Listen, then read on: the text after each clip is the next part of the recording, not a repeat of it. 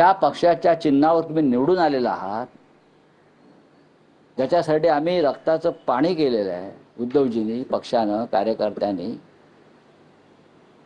थोडी जरी लाज शिल्लक असेल, ज्यांनी खोट्या शपथा घेतल्या आपल्या आईबापांच्या आणि साईबाबांच्या आणि आई भवानीच्या, त्यांनी त्यांच्याकडनं काय अपेक्षा करा? राजीनामे द्या आणि उघडपणे जनतेला सामोरे जा. होय, आम्ही राजीनामा दिला आणि आम्ही पुन्हा निवडणुकीला सामोरे जातो. तुमच्यात हिंमत असेल ना तर एक करा.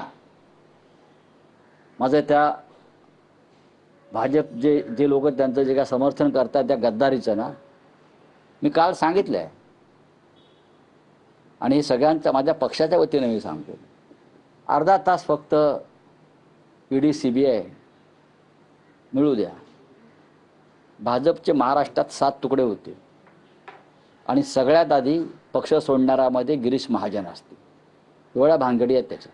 जे 6 खासदार गेले त्यांच्यामधून ओमराजे निंबाळकरांकडून अशी माहिती मिळते की मी कुठल्याही पत्रावर सही केली नाही, माझ्या वडिलांच्या बाबतीतला जो निकाल आहे तो लागल्यानंतर मी पुढे. नाही, काय बघा, असं काही नाही, असं काही नसतं. ते जेव्हा पक्षाचा आदेश येतो, जेव्हा पक्षादेश असतो, ज्या पक्षानं तुम्हाला आमदार केलं, एकदा 2-1 वेळा खासदार केलं, तेव्हा पक्षाचा आदेश आणि पक्ष संकटात असतो, तेव्हा तुम्हाला किमान 4 तास काढावे लागतात.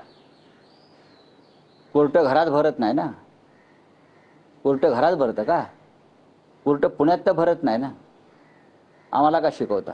पण ईशान्य मुंबईमध्ये संजय दिना पाटील तुम्ही भावांनी जोर लावला, ती जागा निवडून आली, शिवसेनेमुळेच जिंकले. खरं म्हणजे त्यांना जायचं काहीच कारण नव्हतं. काय त्यांना जायचं कारण काय होतं? त्यांच्या मुलीला तिकीट दिलं. निष्ठावंत आमच्या महिला कार्यकर्त्याला डावलून यांच्या हट्टासाठी, फॅमिली कौटुंबिक हट्टासाठी आम्ही त्यांच्या मुलीला तिकीट दिलं. सगळ्यांचा विरोध होता.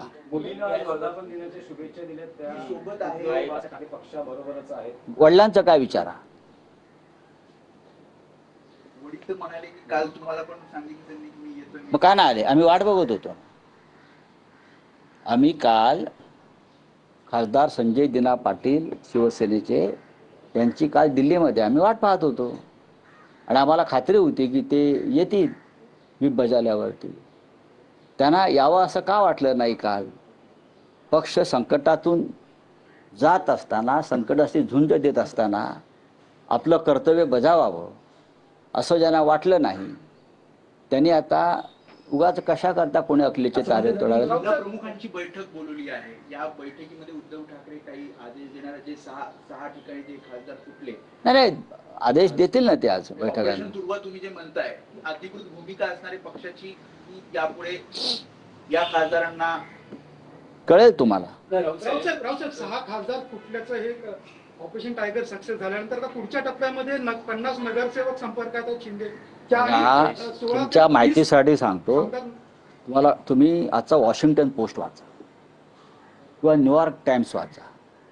त्याच्यामध्ये तुम्ही जे म्हणता ना हे फुटणार 50, परवा मोदी आणि ट्रम्पची भेट झाली. दोघे बोलतायत, बघा कोणत्या भाषेत बोलतात ते माहीत नाही, पण ते बोलतायत दोघे असे एकदम.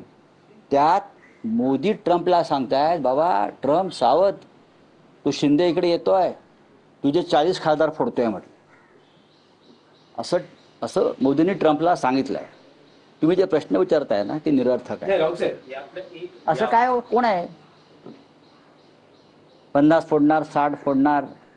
ज्यांना विकत जायचं आहे ते कुठे नाही जातील ना. त्यांची काय हिंमत आहे फोडण्याची? मी मगासपासून म्हणतोय ना, सत्तेवरती बसलेला आहात. ठेकेदारीचा आणि महाराष्ट्राचा लुटीचा पैसा आहे. हा लुटलेला पैसा, मर्याद पैसा तुमच्याकडे आहे. त्या पैशाचा हा माज आहे. हा माज उतरला जाईल. नाही राऊत साहेब, या एक व्यापक स्तरावर विश्लेषण असं केलं जात आहे की लोकसभेत नारी शक्ती विधेयक, त्यानंतर डिलिमिटेशन विधेयक, अशी जी महत्वाकांक्षी विधेयक होती, जी अमित शहांची विधेयकं मानली जात होती, ती मंजूर करण्यासाठी स्वतः अमित शहांनी प्रादेशिक पक्षाच्या नेत्यांना फोन केले होते. अगदी ममता बॅनर्जी, उद्धव ठाकरे आणि अन्य स्टॅलिन पासून सगळे, या कोणीही त्यांना सहकार्य केलं नाही. हे विधेयक लोकसभेत कोसळलं. बरं, हे विश्लेषण चुकीचं आहे. हे विश्लेषण चुकीचं आहे पूर्णपणे.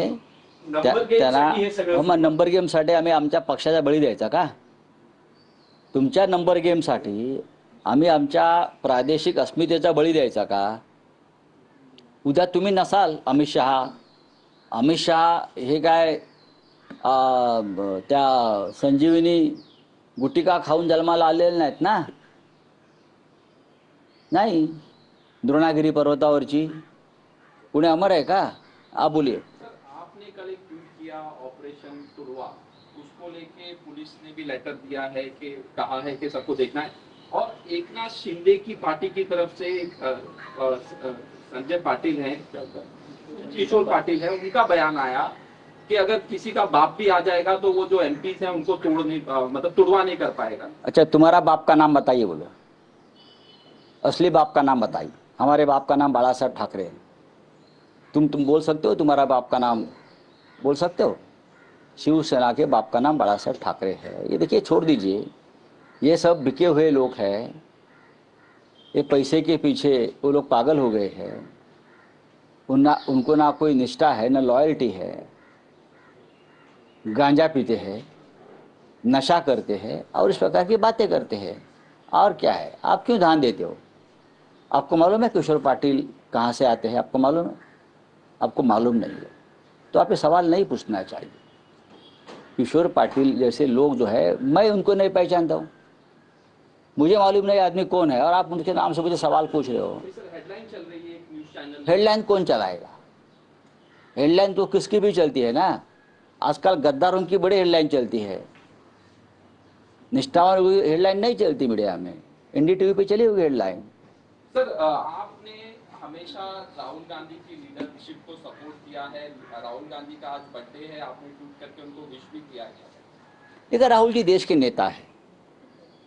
राहुल जी एक लोकप्रिय नेता है। राहुल संघर्ष करते हैं, जिसकी आज जरूरत है।